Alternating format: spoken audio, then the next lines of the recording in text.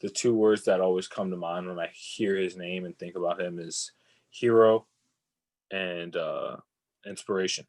Um, a hero in the sense of he basically got a death sentence and flipped it to I'm going to try to make this better for every single person that gets this disease after me. I don't care that I may not live as long as I want to.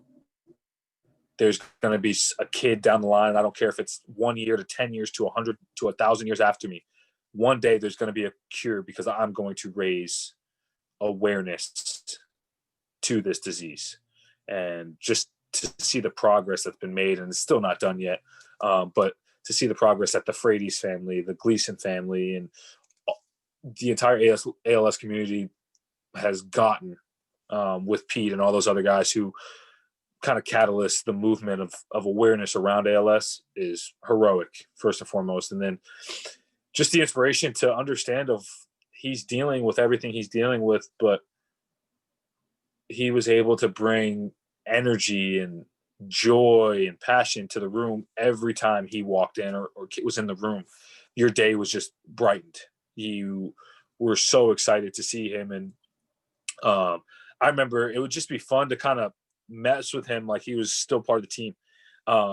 Talks about stories of like, hey, this happened this weekend, like so and so did this, and like you'd see his eyes light up, and he just loved to be around the guys, and we loved having him around, and the messages he'd send you. And I remember the message he would send me, or the message he sent me before the Miami game, of just how proud he was of us, and that when we won if and when we won, we were going to see him in Omaha. And that's such a big deal to get him to travel, to be able to get him to feel good enough to go travel. And we knew that if we could get to that place, he was going to be with us for every single step of that journey. So that series meant so much. And for him to uplift you when you were down. And it kind of just teaches me that no matter what, through the good and the bad, in 2017, I had an atrocious year in my book.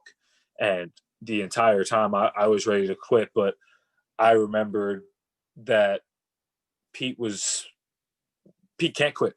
Pete, there's nothing Pete can quit. Why am I going to run from this? I can face it head on and figure out how to get better, or I can turn and be a coward. And when you look at your hero and he's not running from his challenges, he's facing them head on, it kind of reminded me to just get back in the saddle and go to work.